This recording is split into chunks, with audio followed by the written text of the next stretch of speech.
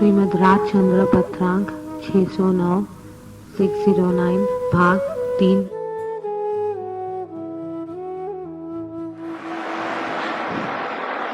नमो अयंताय नमो सुताय नमो आयर्याय नमो वज्राय नमो वे सौपसाय नमो समय सावाय स्वानुभूत्या चकास्तु चित् स्वभावाय भावाय सर्वभावांतरच्छिदे मंगलम भगवान वीर मंगलम गौतमो मंगलम कुंड कुंडाय जैन धर्मोष्टि मंगल सर्व मंगल मांगल्य सर्व कल्याण कारकम प्रधानम सर्व धर्माय जैनम जयपुर शासन ओंकार बिंदु संयुक्तम नित्यं ध्यायन्ति योगिनः कामदं मोक्षदं चैव ओंकाराय नमः। श्रीमद् राजचंद्र वचनामृत पत्र नंबर 609 चौथा।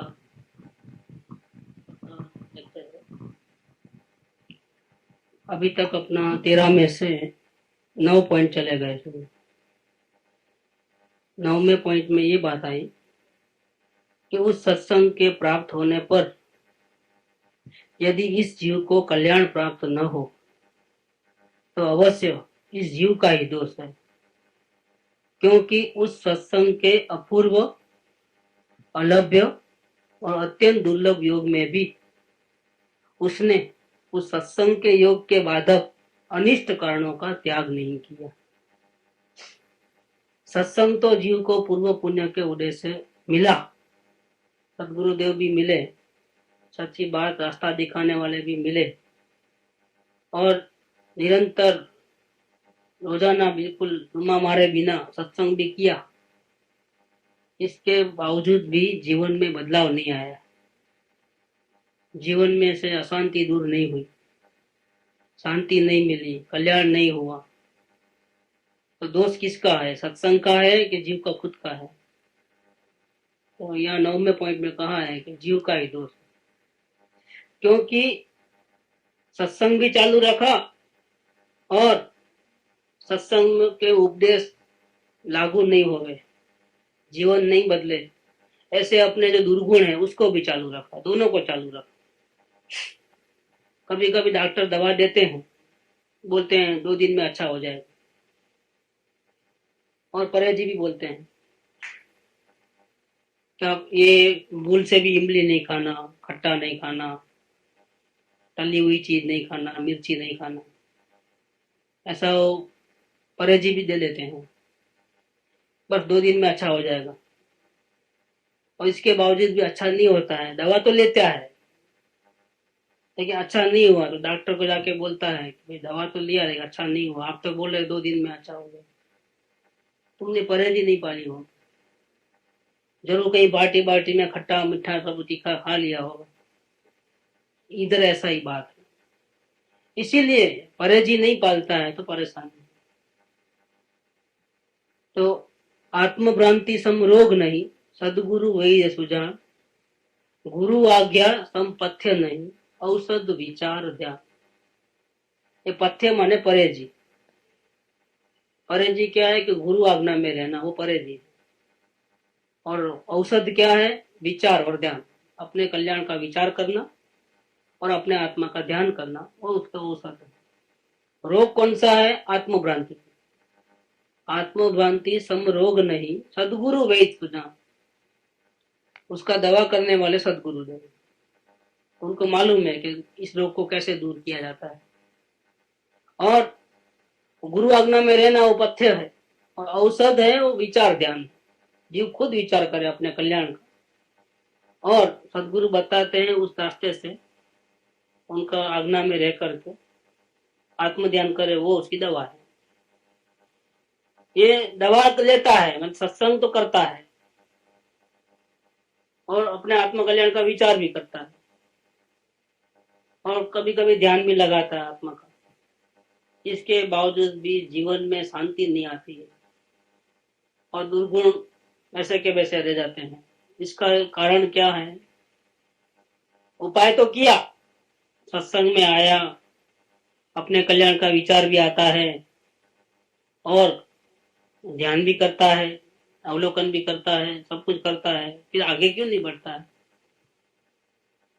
वो गड़बड़ किया है एक जगह पे, तो उसने गुरु आज्ञा पे चला, तो परहेज नहीं पाली, साथ में परहेज ही पालने की रहती है।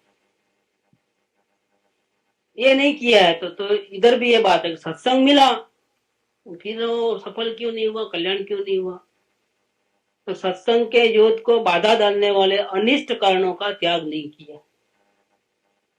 वैसे कैसे कैसे हमको कैसे मालूम पड़ता है कि हमारे ये गलती हो गई कि भाई वो गलती हो गई? हमको कैसे पता चले? तो यहाँ पर कृपालुदेव ने कृपा करके गलती भी बता दी है कि जीव सत्संग में भी आता है, दूर दूर से पैसा खर्च करके भी आता है, समय का बिगाड़ा भी होता है, सब कुछ होता है, इसके बावजूद भी वो आगे नहीं बढ़ता है। तो 4 प्रकार की गलती करता है जीव। इसमें सबसे पहली गलती है मिथ्या आग्रह वाली। जिसको आत्म कल्याण नहीं करना है, उस जीव को अपने ज्ञान का, अपने संप्रदाय का, अपने धर्म का इतना, सुनी हुई बातों का इतना पकड़ रहती है, हटाकर रहता है कि हम जो मानते हैं वही सही है, हम आपकी बात को स्वीकार नहीं कर सकते, क्योंकि आत्म कल्याण का ध्येय नहीं है वहां पर। जिसको आत्म कल्याण का ध्येय नहीं है, जो आत्म शांति को चाहता नहीं, उसको हम आत्म शांति की बात करें तो कहां से पल्ले पड़ेगी? उनको आत्म शांति का रास्ता बताया तो वो सीधा ही बोलेगा कि हमारा घर परिवार को कौन ध्यान रखेगा अगर हम आत्मा के पीछे लग जाए। तो आपकी बात सही होगी, लेकिन अभी हमारे को अभी नहीं करना है, क्योंकि फिर अगर ऐसा चलेंगे तो हमारा घर में दिवाला निकल जाएगा, दुकान का दिवाला निकल जाएगा। तो हमको तो ऐसा धर्म नहीं चाहिए, हम तो हमारे हिसाब से ही चलेंगे, जैसा है वैसा हम ही सही है। हम तो जब बूढ़े हो जाएंगे तब धर्म करेंगे, अभी नहीं करेंगे। या लड़का लाइन पे आ जाएगा, बराबर संभाल लेगा दुकान इसके पास, अभी नहीं। अभी मेरी कोई ऐसी स्थिति नहीं है धर्म करने की, मेरे पास समय नहीं है फालतू का, मरने की फुर्सत नहीं, इतना टेंशन, इतना काम है। मैं 1 घंटा सत्संग में कैसे आऊं? और आता भी हूं तो भी मेरा यहाँ पर भी आकर के वो टेंशन लेके आता है, तो टेंशन में ही चलता है, घूमता है दिमाग के अंदर, इधर जाना है, उधर जाना है, ये करना है, वो करना है, वही घूमते रहता है। तो ये ऐसे आत्म शांति का ध्येय नहीं है अगर जिसको, उसको अगर हम आत्म शांति की बात भी करें तो वो अपनी पकड़ छोड़ने वाला नहीं। उसको संसार का प्रेम है, उसको आत्मा का प्रेम नहीं है। तो अपन आत्मा के प्रेम की बात करते हैं तो उसको शुरुआत ही नहीं है। वो अपने आग्रह को छोड़ता नहीं, अपने अपने अपनी समझ को नहीं छोड़ता है, अपने कुल धर्म को नहीं छोड़ता है, बाप दादा का धर्म उसको नहीं छोड़ता है, भले ही झूठा तो झूठा ही सही, उसको सच्चा लगता है। दूसरे ज्ञानी की नजर में वो गलती होगी, लेकिन उसकी नजर में क्या है, हम जो कर रहे हैं वो बिल्कुल बराबर कर रहे हैं, अब हमको कोई जरूरत नहीं है। क्या है, आपके पास भी महावीर स्वामी की बात है, हमारे पास भी महावीर स्वामी की बात है, तो अब अंतर क्या है? आपके यहाँ भी 24 भगवान, हमारे पास भी 24 भगवान, अब आपके पास भी वही नमस्कार मंत्र, हमारे पास भी वही नमस्कार मंत्र, आप भी जैन, हम भी जैन।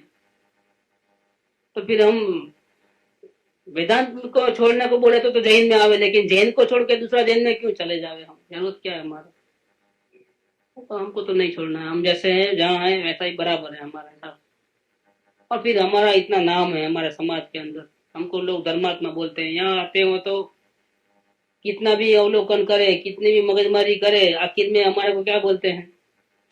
हम बराबर नहीं चलता है, कोई शाबाशी देता नहीं है हमारे को यहाँ पर।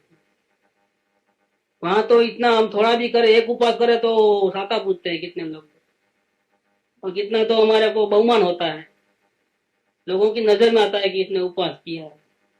यहाँ तो कितना भी करो ना, कितना भी शास्त्र पढ़ो, कितना भी दिन भर होते रहो, अवलोकन नहीं चलता है, न परिणाम क्यों बिगड़ते हैं, वो कैसे करना उसका टेंशन देता है दिन भर।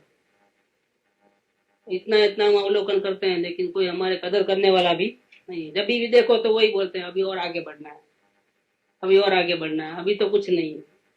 क्या हुआ, इतना हुआ तो। यहाँ तो गुण की बात करे तो कोई सुनने वाला नहीं है, यहाँ तो यही बोलते हैं दोस्त की बात करो, गलती क्या हुई आप में गुण बहुत प्रकट हुए होंगे, हो इसमें क्या है, परमात्मा थोड़े बने अभी। कितने भी गुण प्रकट हुए लेकिन परमात्मा थोड़े बने आप।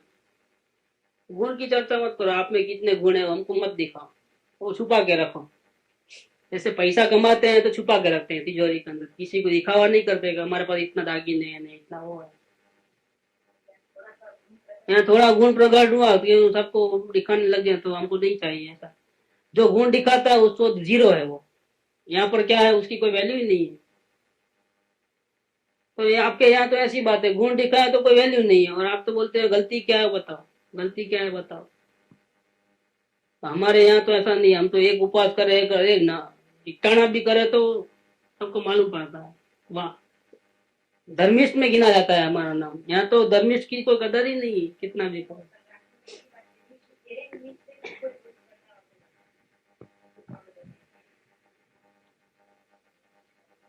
तो बात ये चल रही है कि हमारा जो धर्म है ना वही ठीक है, ये आपकी बात हमको समझ में नहीं आती है।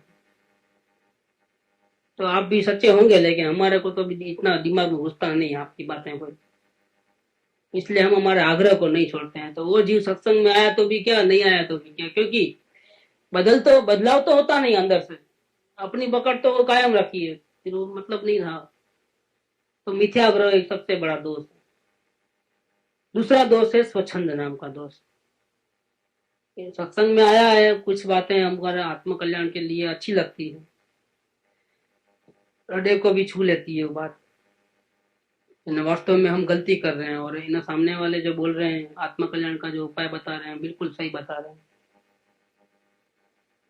लेकिन अगर इनके रास्ते पे चलेंगे तो हमारा ऐसा नुकसान हो जाएगा ना, ऐसा नुकसान हो जाएगा ना, वो हो जाएगा ना, ये हो जाएगा ना, तो घर वाले क्या बोलेंगे ना, हमारे समाज वाले क्या बोलेंगे। हम जहाँ हमेशा जाते रहते हैं वो लोग मिलेंगे तो रास्ते में तो जवाब क्या देंगे, आप इतने दिन से आते क्यों नहीं, तो क्या बोलेंगे उन, क्या उनको ऐसा कह देवे कि अभी हम यहाँ नहीं आएंगे, हम वहां जाएंगे, ऐसा बोल देवे, क्या कर रहे हैं, उनको शर्म आती है, अब क्या बोले। इतने सालों से वहां गए और अभी हम नहीं जाते हैं तो सब पूछेंगे तो क्या बोलेंगे। इसीलिए आपकी बात सही है, लेकिन हम जाएंगे तो जहाँ हमारा है वहीं जाएंगे, उनको छोड़ नहीं सकते। चलेंगे तो अपनी मर्जी से ही चलेंगे। पहले में क्या था कि आपकी बात समझ में ही नहीं आती है, हमारी बात सच्ची, इसमें समझ में तो आई है कि आपकी बात तो सही है, लेकिन प्रॉब्लम इस बात का है कि हमको हमारी मर्जी से ही चलना पड़ेगा, क्योंकि हमारे को ये पंचायत है, समाज का डर है, कुटुंब परिवार का डर रहता है, घर वाले क्या बोलेंगे, अड़ोस पड़ोस क्या बोलेंगे। और आपका मार्ग पे चलेंगे तो पूरा उथल पुथल मच जाती है घर के अंदर। तो हम तो हमारी मर्जी से चलेंगे, आपकी मर्जी से नहीं चल सकते। आपकी बात सही है, फिर भी इसका नाम है स्वच्छंद।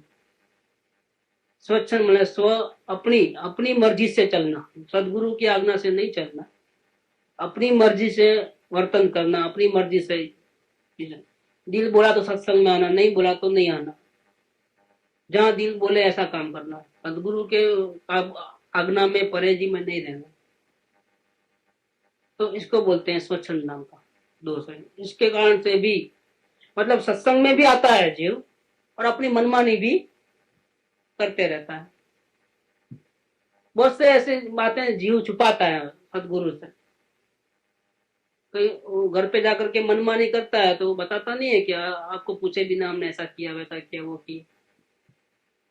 तो डॉक्टर की दवा चलती है, अगर कोई हमारा रिश्तेदार भी आकर के बोलता है ना, अच्छा आपको चक्कर आ रहा है क्या, तो ये दवा लीजिए आपको अच्छा हो जाएगा, क्या बोलता है, हाँ हाँ करके रख देता है, लेकिन डॉक्टर को पूछता है पहले कि ये दवा लूं क्या नहीं लूं,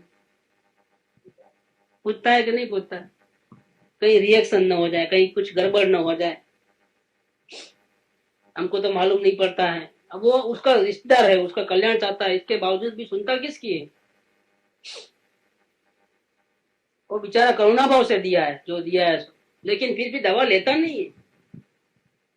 बहुत हाँ हाँ हाँ करता है, लेकिन वो जबरदस्ती करता है तो क्या, अच्छा मैं अभी दवा ले लिया फिर थोड़ी देर के बाद दूंगा, अभी देके जाओ रख के जाओ, उसको फुसला देता है बातों में, और फिर क्या करता है, सीधा टेलीफोन कर लेता है डॉक्टर को, कोई दवा लेना कि नहीं लेना, चक्कर आने की, बिना पूछे तो नहीं लेता है।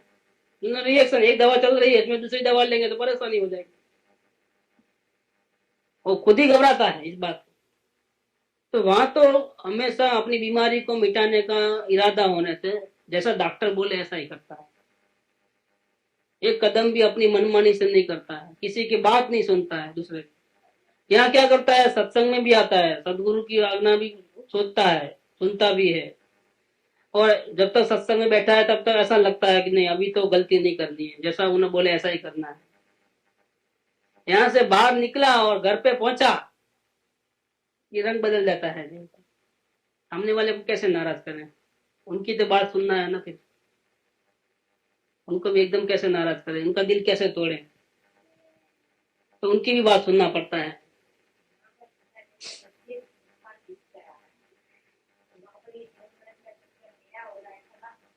नहीं, अशांति होती है, ये नुकसान है, नुकसान यहाँ पर भी समझ में आता है, लेकिन वो बाद जन्म मरण वाला नहीं, अशांति वाला नहीं, वो तो इतना तो अवलोकन नहीं करेगा तो कहाँ समझ में आता है, तो अवलोकन करे तो समझ में आता है। जैसा इन्होंने अवलोकन किया कि एक चीज लेने की थी, पहली दुकान पे गए तो मिल गई थी वहां पर, फिर वो नहीं अभी दूसरी जगह कम मिलती होंगे करके 1.5 घंटा बिगाड़ दिया, 10-12 दुकान घूम लिए, इसके बावजूद भी आखिर घूम फिर के पहली दुकान पे ही लेना पड़ा, तो वेस्ट हुआ कि नहीं हुआ टाइम इतना। ये क्या है, गलती तो करता है जीव, लेकिन गलती के साथ साथ अपने परिणाम को भी चेक करते रहता है, तो उसको पता लगता है।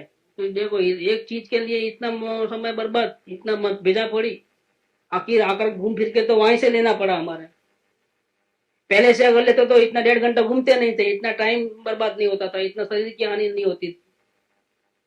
लेकिन ये अवलोकन चल रहा है, तो अवलोकन चल रहा है तो गलती मालूम होती है, नहीं तो क्या बड़पन करता है। देखा हमने 10-12 दुकान घूम करके जहां कम से कम दाम है वहां लिया, हमारी बुद्धिमानी देखो, कहीं बचने वाले नहीं है हम। अगर अवलोकन नहीं करता तो जीव को ऐसा अभिमान आए बिना नहीं रहेगा कि हमको ऐसे ठगे जाने वाले नहीं है। जहां कम से कम दाम था, जहां थोक बजा करके अच्छी तरह जांच पड़ताल करने के बाद ही हमने वो चीज लिया है। हमको ऐसे कोई हमको ठगने वाला अभी तक मिला नहीं है, कोई व्यापारी हमको ठग नहीं सकता है। हम माने कौन, हमारे से कोई होशियार नहीं, ऐसा अभिमान आया भी ना नहीं रहेगा। ये तो क्या अवलोकन चालू है तो पछतावा हुआ, अरे इतना टाइम बर्बाद, इतने उपयोग खराब किया, बहुत नुकसान किया, बहुत नुकसान किया। डर लगता है जीव को, अवलोकन के बिना तो कोई बचा नहीं सकता है। तो यहाँ क्या है कि सत्संग में भी आता है, सत्संग की बातें भी अच्छी लगती है, और ऐसा ही करने का निर्धार करके जाता है, घर पे जाकर के फिसल जाता है, खाने में पीने में, शॉपिंग करने में, पार्टियों में, उधर इधर अड़ोस पड़ोस में बेकार की गपशप करने में ही दिल पूरा खत्म, पेपर पढ़ने में, टीवी देखने में, उधर उधर उधर उधर उपयोग गंवाना, तो परहेजी में नहीं रहता है, अपनी मनमानी से चलता है। सदगुरु को थोड़ा मालूम होने वाला है कि हम क्या करते हैं दिन भर, सदगुरु के सामने तो हम अच्छे हैं कि नहीं है, वहां तो हमारे रोते रोना चालू है कि नहीं है, वहां तो उदासीनता है ना, मुंह लटका के बैठे हैं कि नहीं बैठे हैं। सदगुरु को तो यही लगता होगा कि हम अच्छे ही हैं, हम हमारी कोशिश में लगे हैं, अभी हम घर पे जाके क्या करते हैं सदगुरु को क्या मालूम। तो वहां तो जैसा आया ऐसा कर सकते हैं, वापिस जब जाएंगे दूसरे घंटे दूसरे दिन तो वापिस मुंह लटका के आएंगे, नीचे से शुरू हो जाता है मुंह लटकाने का, ऊपर आने का, तो लगता है बहुत उदासीनता में है। नहीं ऐसा भी होता है, आपको नहीं मालूम है, तो पहचान तो सबको मुंह देखने से हो जाती है, ऐसा भी होता है, मालूम पड़ जाता है, बिना मुंह ने वचन सुने तो ही मालूम पड़ता, नहीं बोले तो ही मालूम पड़ता है, ऐसी बात नहीं बोले तो ही मालूम पड़ता है। किसको किसको धोखा दिया इस जीव ने, सदगुरु को दिया है, अपने को दिया है। ये क्या किया है, स्वच्छंद से चला है जीव, ये भगवान के समोसरण में भी जो अनंत बार जाके आया है भूतकाल में, वहां आरती उतारी है, भगवान की महिमा भी की है, भक्ति भी की है, नाचा भी है वहां पर भगवान के सामने, लेकिन अपनी अपनी मनमानी को नहीं छोड़ी। क्योंकि दिवे धोनी 3 बार छुट्टी है, 3 बार जाके आता है रोजाना बराबर। लेकिन बाद का समय कैसा निकालता है? भोग विलास में, पंचेंद्रियों के सुखों में, उधर उधर उधर उधर। भगवान ने कहा वहीं छोड़ के आया, घर पे आया तो वहां पे चालू, उधर जाना है, इधर जाना है, उसको माल देना है, इसको टेलीफोन करना है, वहां से पैसा लाना है, उधर ये करना है, उधर वो करना है, धमाल पता चालू हो जाती है।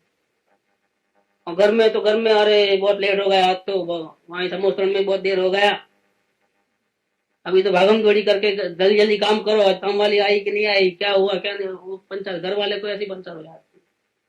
अभी नल नहीं आया, अरे क्या करना, क्या माथा फट जाता है, नल नहीं आया तो,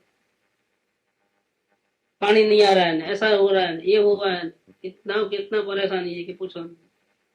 ऐसे में अगर शरीर खराब हो जाए तो और परेशानी, तो उसकी आधी हिम्मत टूट जाती है कि क्या बुखार आया है, ऐसा हुआ है, वो हुआ है। कहाँ से पले पड़ेगा? भगवान की वाणी कहाँ से घुसेगी कैसे अंदर में? मोह तो पूरा संसार का है, दुकान का है, घर का है, परिवार का है, समाज का है, शरीर का है। और भगवान बोलते हैं आत्मा की संभाल करो, ये किसकी संभाल लगता है दिन भर? नहीं हो संसार। और दोनों बात का मैच कैसे होगा? मैचिंग,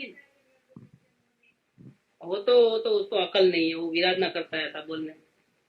वो तो क्या किया है कि गलती से अपने आप को छुपाता है, गलती चोरी किया और फिर बोलता है चोर, क्या बोलता है, मैंने चोरी नहीं किया है, तो क्या किया है? हाँ, ऐसा नशा है, मोह का नशा है। गलती करता है और बोलता है अरे मैंने कुछ भी नहीं किया, मैंने छुआ तक नहीं, देखा तक नहीं, मैं यहाँ से गुजरा तक नहीं, यहाँ से तो रास्ते से ही नहीं गुजरा।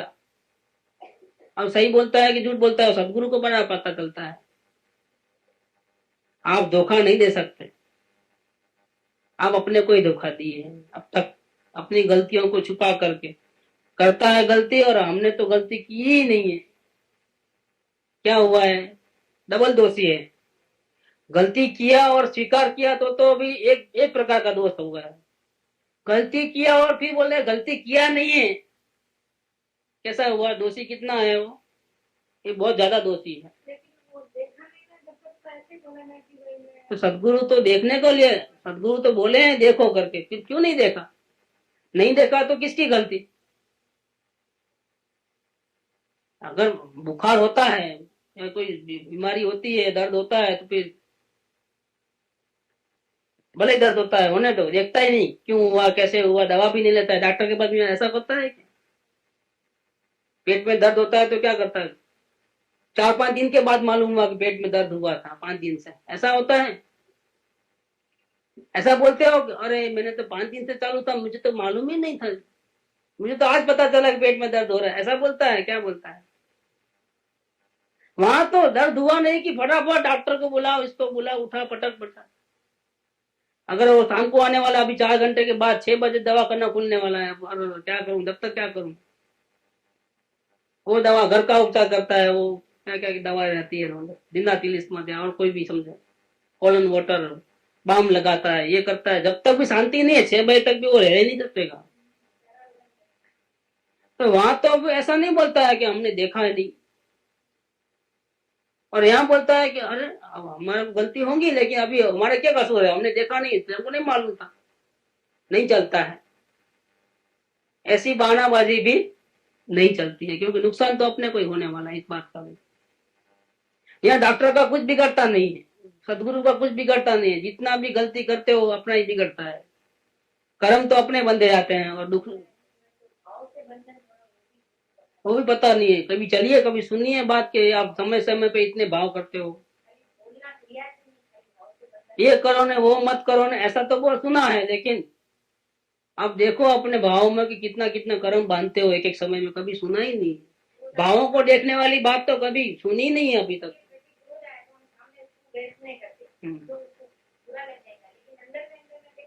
हाँ, क्षमा रखो, ऐसा तो सुना है कि सबने कहा है कि कोई कितना भी गड़बड़ करे तो आप क्षमा रखना, ऐसा तो बात सुनी है हमने। गुस्सा नहीं करना, ये बात तो सुनी है, लेकिन अपने भावों को देखो, ये बात नहीं सुनी। तो बाहर से तो क्षमा करते हो, क्योंकि महाराज साहब ने कहा है, तो हम तो गुस्सा नहीं करेंगे, द्वेष भाव नहीं करेंगे, क्षमा रखेंगे, महाराज साहब ने कहा है, हमारी बाधा है गुस्सा नहीं करने की। लेकिन बाहर से तो दबाया क्रोध को, अंदर में क्या चल रहा है वो व्यक्ति देखते ही याद आ जाती है कि उसने हमारे को गाली दी और परिणाम बिगड़ते हैं अंदर। बाहर से नहीं बताता है जीव, अंदर में चालू है पूरा, भाव मरण चालू है, तो गर्म तो बनना चालू ही है। बाहर से आप शांत दिखाई दो तो क्या मतलब है उसका, अंदर में पूरी कहानी चालू है, पूरी चक्कर चालू है। बचोगे कैसे? तो ये बात नहीं सुननी है कभी। जैन धर्म मिला है बचपन से ही, लेकिन हमने बंधन भावों से होता है, शास्त्र में है सब कुछ बातें, लेकिन हमने सुनी नहीं है ऐसी बात कि भावों को देखो, आप देखो अपना कितना बुरा हो रहा है। और सुने तो माने नहीं, वो भी बात नहीं सुने, सुने नहीं, सुने नहीं। दबाने की बात सुनी है, कसाय को दबाने की, क्रोध नहीं करना, समाभाव रखना, लेकिन कैसे रखें अभी पूछा ही नहीं जा करके। क्या आपने बोला था कि गुस्सा नहीं करना, लेकिन अभी आप आज ही ऐसा हुआ, घर पे जाते ही बड़ों से झगड़ा हो गया और हमको भी गुस्सा आ गया। आपकी बात याद भी आई कि गुस्सा नहीं करना, इसके बावजूद भी हमारे से गुस्सा हो गया। जाकर के दूसरे दिन कहानी नहीं सुनाते और पूछते नहीं कि अब क्या करना बताइए। हो गई बात, कैसे रखना वो पूछना था, नहीं पूछता, जीव पूछता नहीं। और बड़े लोगों को कैसे बात करना, अपन पूछे तो सबके नजर में आ जाएंगे। एक तो संकोच होता है, शर्म होता है, फिर और जवाब भी क्या मिलेगा, वो है तो जवाब मिलेगा ना, जवाब ही नहीं है तो कहाँ से देंगे वो भी। जिसकी दुकान में जो माल है वही मिलेगा ना, डुप्लीकेट है तो डुप्लीकेट मिलेगा, असली होता असली मिलेगा, लाएगा कहाँ से, किधर से भी। ये तो जीव को सोचना चाहिए कि हम डुप्लीकेट माल खरीद रहे हैं कि असली माल खरीद रहे हैं। उन्होंने जो जवाब दिया वैसा हम करने से हमको शांति मिली तो असली माल था। उन्होंने जो जवाब दिया और ऐसा करने पर भी हमको अशांति चालू रही, तो इसका माल क्या, इसका मतलब क्या हुआ, तो डुप्लीकेट बात थी। पूछता ही नहीं है, पूछते ही नहीं है। पहली बात, कल्याण करना हो तो पूछे ना, कल्याण ही नहीं करना है तो क्या पूछे।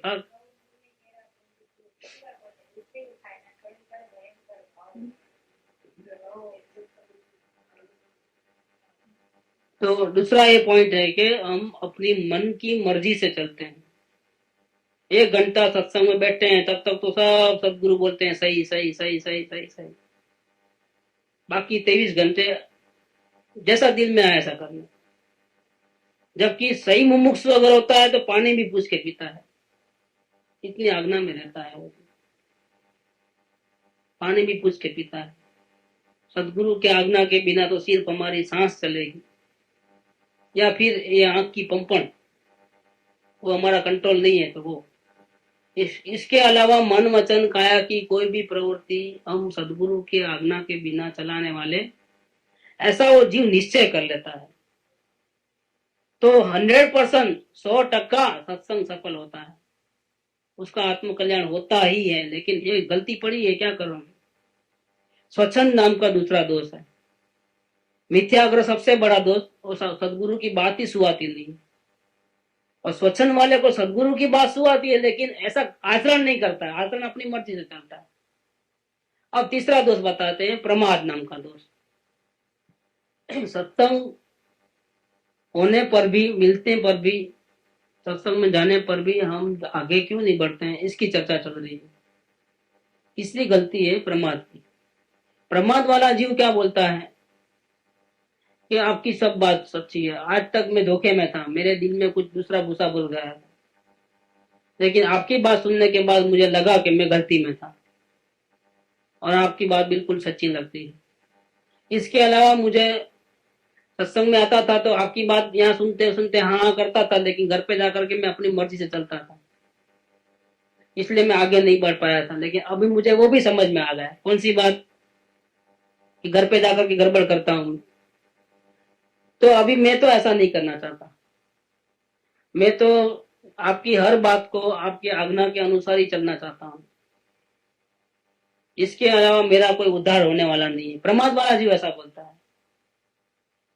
आपकी आज्ञा में ही चलना है, आप जैसा बोले वैसा ही करना है, अपनी मर्जी से चलूंगा तो मुझे जरूर नुकसान होगा, मैं आगे बढ़ नहीं पाऊंगा, मुझे अच्छी तरह समझ में आ गया है, तो मुझे आपकी आज्ञा में चलना है, लेकिन आज नहीं कल। गलती कितनी है, देखो हमको अच्छा लगता है ये जीव, देखो कितना है, कितना सरलता से अपना दोष प्रकट कर देता है।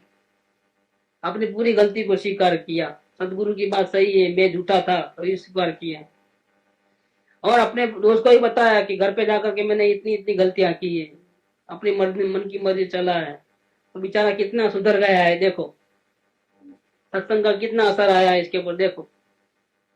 और कबूल करता है कि आपकी आज्ञा से ही चलना है। वाह क्या सुधर गया है, अच्छा ही लगता है ना। लेकिन आज नहीं कल इसे गड़बड़, तो कल आता नहीं है, दुकान पे बोर्ड लगाता है आज नगद कल उधार, उधार लेना है तो भाई कल आ जाना, तो कल उसको उधार लेना है तो कल आता है। भाई बोर्ड देख लो, क्या बोर्ड है, आज नगद कल कल आने वाली नहीं किसी। सदगुरु की आज्ञा पे चलना है तो अभी इसी वक्त इसी मोमेंट चलना है तो ही बात है।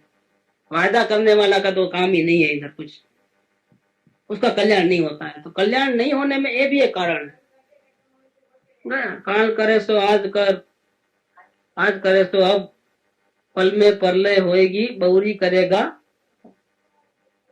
तो कबीर भी बोलता है ऐसा, अन्य मत वाले जो कबीर है वो भी ऐसा बोलता है। वायदा वाला तो काम नहीं है, वायदा करना वो गुनाह है एक प्रकार से इस मार्ग के अंदर। आपकी कोई बहानाबाजी नहीं चलेगी, घर में मेहमान आए हैं पर बच्चा छोटा है, अभी तो हम यंग है, अभी तो इतना बोझा पड़ा है, घर में शादी है निपटाने के बाद, वो कोई नहीं चलता है, एक बात नहीं चलती। दिनेश की शादी होने के बाद करेंगे, नहीं चलता है इधर, वायदा चलता ही नहीं है इधर।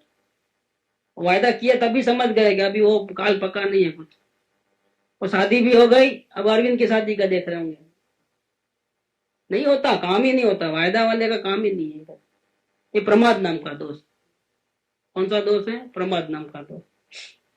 हमेशा वायदा, वो पैसा देने का नहीं है ना, तो ऐसा नहीं बोलेगा मैं पैसा नहीं दूंगा, तो भाई अभी थोड़ी इसको दे दिया, कल आ जाओ, कल आपके लिए पक्का पक्का देता हूँ। बेचारा होती 10 किलोमीटर दूर से आया है अपनी ऑफिस छोड़ करके, वो कुछ नहीं देखेगा, सामने वाला धूप में आया है, बारिश में भीग के आया है, और खुद ने वायदा दिया था इसलिए आया है, वो नहीं देखता है व्यापारी। गला बिल्कुल साफ है, देखो थोड़ा लेट आया, आप जल्दी आते तो आपको दे देते। उसको कितना भी तकलीफ हुई हो ना, नहीं देखता है, अच्छा कल आ जाता हूँ, कल के जरूर निकाल के रखना, हाँ बिल्कुल वैसा ही बोलता है। हाँ कल वही रोना ऑफिस, ऐसा 10-15 चक्कर करता है तो सामने वाला समझ जाता है कि पैसा देने की दानत नहीं, वो समझ जाता है तो देने वाला नहीं है, और एहसास नहीं है जीव को। ऐसे कल करूंगा, परसों करूंगा, बाद में करूंगा, हाँ सही बात है आपकी, आपके आज्ञा से चलना है, हाँ हाँ हाँ, लेकिन कब? नियत नहीं है, नियत साफ नहीं, आत्म कल्याण करने की नियत नहीं। फिर हम बोलेंगे हम इतना सत्संग में आते हैं, अभी हमारा कल्याण क्यों नहीं हुआ, हमको वेदना क्यों नहीं आती, हमको रोना क्यों नहीं आता है, हमको चिंता क्यों नहीं लगती है, हमारा अवलोकन क्यों नहीं चलता है। दूसरा तो आगे बढ़ जाते हैं और हम क्यों आगे नहीं बढ़े हैं, बहुत अंदर में होता है, लेकिन क्या करें, कैसे करें। अंतःकरण को देखो, आत्मा को पूछो कि भाई तुझे तेरा इरादा क्या है, आखिर तेरा क्या इरादा है। तुम अनंत काल से संसार में भटकते भटकते मान मान तुझे ये मनुष्य भाव मिला है, इसमें भी जैन धर्म मिला है, इसमें भी तुझे समझने की शक्ति अच्छी है, तुम आत्म कल्याण करने की थोड़ी बहुत भावना भी जागी है, समझाने वाले भी समझो सही मिले हैं, कि जिसके ऊपर हमको खुद को विश्वास आता है, अंदर से आत्मा बोलती है, आत्मा बोलती है तो नहीं अभी ये ठिकाना जो है बिल्कुल सही है। अब तक हम कई जगह पे सत्संग किए, भटके उधर उधर, लेकिन कहीं हमारी आत्मा में से शांति नहीं मिली, हमारा आत्मा साक्षी नहीं दिया। ऐसा ही दुख दूसरों को दिखाने के लिए करते गए, वो अलग बात। हमारी आत्मा नहीं बोले कि नहीं ये ठिकाना सही है, अब यहाँ से भागना नहीं। अब तो हमको ये भी मालूम हो गया कि यही ठिकाना सही है और किधर उधर उधर जाने की जरूरत नहीं है। इसके बावजूद भी गलती अगर होती है तो ये एक ही गलती है, आज नहीं कल, ये प्रमाद वाला मामला है। बहुत बड़ा नुकसान हो जाता है। समय मात्र का प्रमाद करने के भी श्री तीर्थंकर देव की आज्ञा नहीं है, ये प्रमाद का दोष है इधर। और चौथा दोष निकालते हैं अब। ये 3 दोष की चर्चा चली, मिथ्याग्रह, स्वच्छंद और प्रमाद।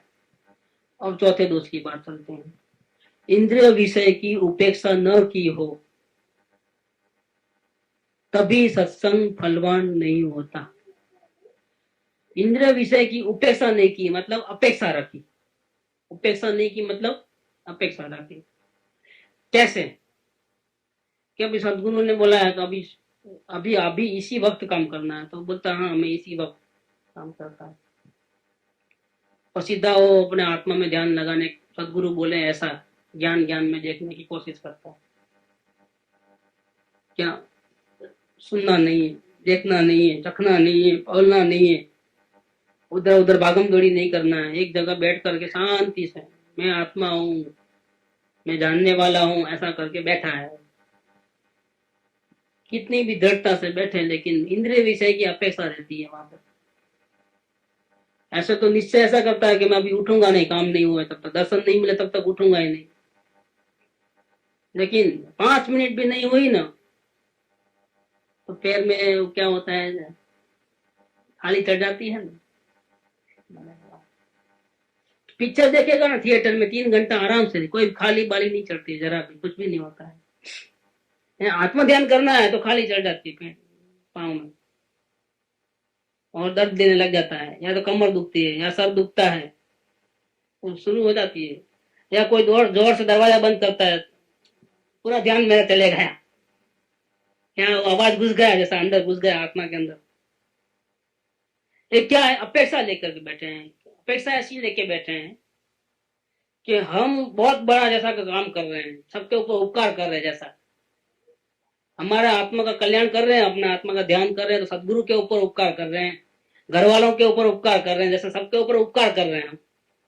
इसीलिए कोई हमको सताना नहीं, कोई डिस्टर्ब नहीं करना, कोई आवाज जोर से नहीं करना, बच्चे लोग आवाज नहीं करना, कोई दरवाजा नहीं खटखटाना, कोई आना नहीं, टेलीफोन की घंटी नहीं बजना, शरीर में दर्द नहीं होना, सर में दर्द नहीं होना, कमर में दर्द नहीं होना, पैर में खाली नहीं चढ़ना। इतना सब होगा तब हम अपना काम करेंगे, नहीं तो नहीं करेंगे। इतनी अपेक्षा रख के बैठा है। 108 के अंदर है वर्तमान में किसी पदार्थ का आग्रह नहीं रखना, वही बात कर रहे हैं। इंद्रिय विषय की अपेक्षा का मतलब क्या कि हमारी शर्तें बहुत हैं। अच्छा कुछ भी नहीं है ना तो आखिर में एक शर्त है, आधा घंटा बैठा अभी तक आत्मा का दर्शन नहीं है। अरे इतनी मेहनत करता हूं फिर भी कैसी निर्दयी है हमारी आत्मा। उसको डिमांड करते हैं जल्दी से दर्शन दे दे तो मैं जल्दी से उठ के दूसरा काम करूं, फिर उसको टेलीफोन करना है, उसको ये करना है, वहां जाना है, ये जाना है, जल्दी तो कर, बस अपेक्षा रहती है। मेहनत करना ऐसा नहीं, अपेक्षा रहती है। और संसार में नहीं करता है देखो अपेक्षा। देखो खेडूत जो है बीज लगाता है तो जरूरी नहीं है कि वो फसल अच्छी हो गई, क्योंकि बराबर फसल होने के बाद भी बर्फ गिरे या बारिश गिरे तो फसल बिगड़ जाती है। खेडूत को ही मालूम है कि डाल तो रहा हूं भी खेत के अंदर, लेकिन होवे नहीं होवे सब किस्मत की खेल है, हमारे हाथ की कोई बात नहीं है। इसके बावजूद भी वो मेहनत करता है कि नहीं करता है। और यहाँ पर जीव आप खुद का कल्याण करने के लिए ऐसा होवे तो, ऐसा होवे तो, ऐसा नहीं होना, ऐसा नहीं होना, ऐसा नहीं होना, ऐसा नहीं होना, कितने लफड़े। भाई तू तेरा कल्याण करने जाता है, कमाने के लिए परदेश जाता है, भूखा रहता है, प्यासा रहता है, वो चक्कर खिलाते हैं, पैसा नहीं देते हैं टाइम पे तो भी कितना आजूजी करके लेता है, कितनी दीनता करता है, वहां सब सहन करता है।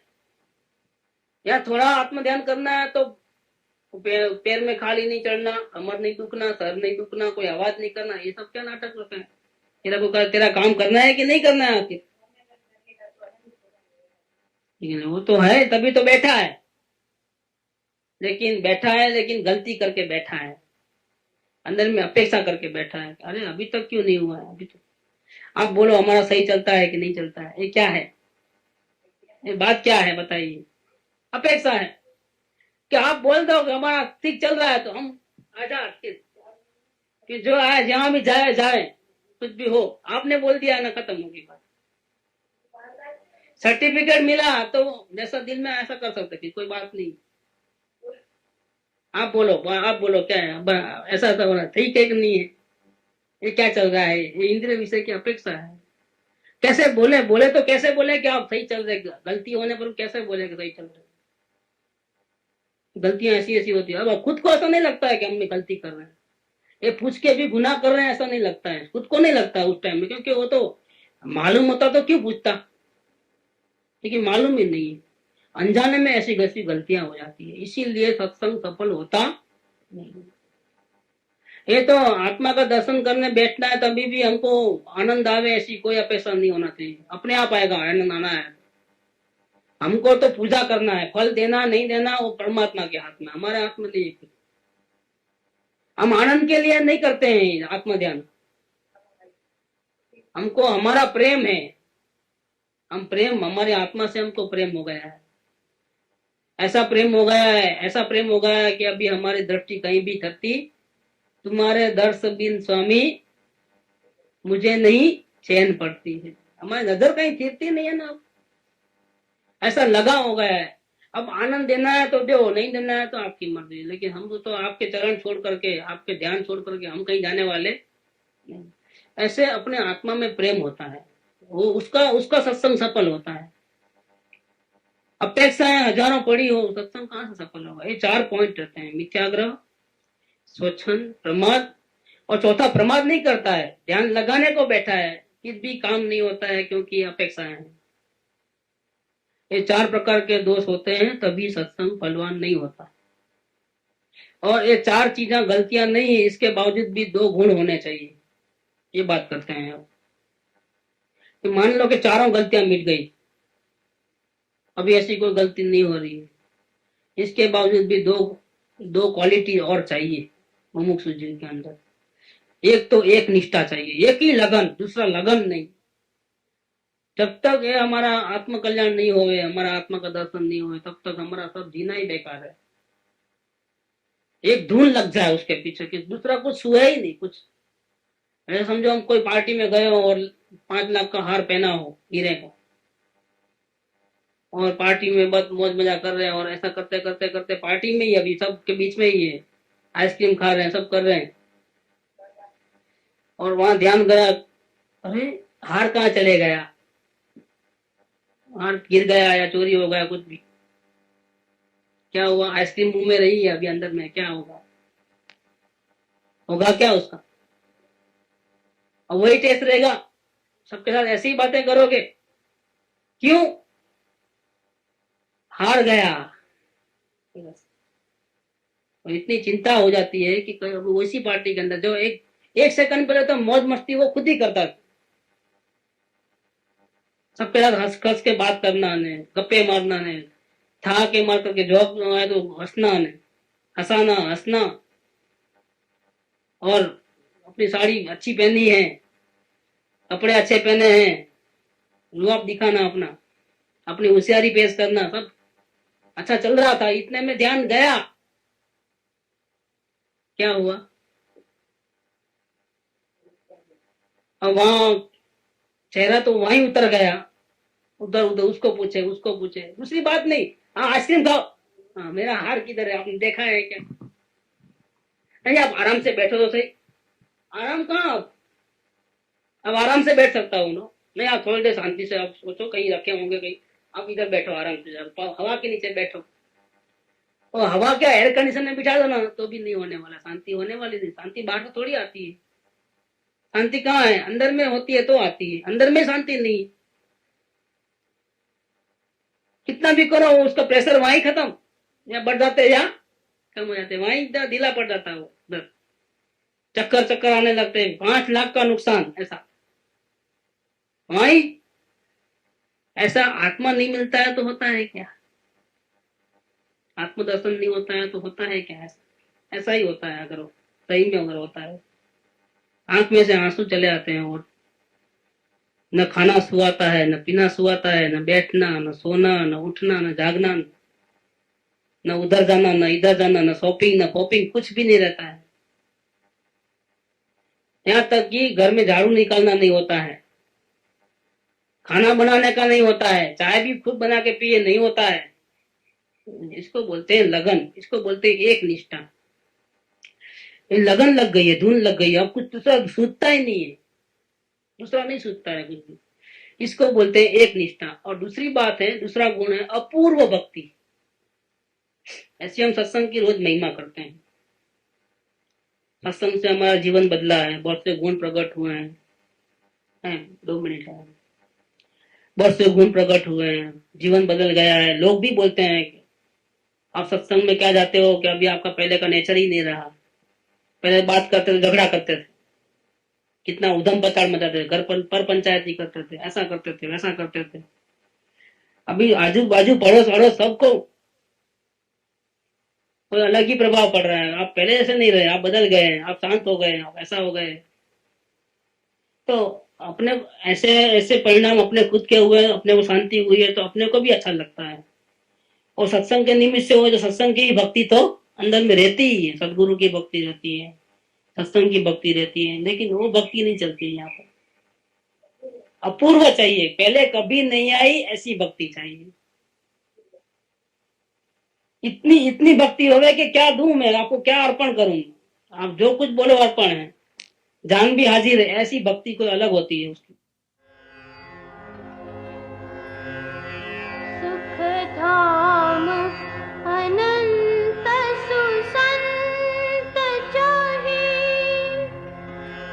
दिन रात्र रहे तद ध्यान महि, पर शांति अनंत सुधा मय जे, प्रणमो पद तेवर ते जयते, प्रणमो पद तेवर ते जयते, प्रणमो पद तेवर ते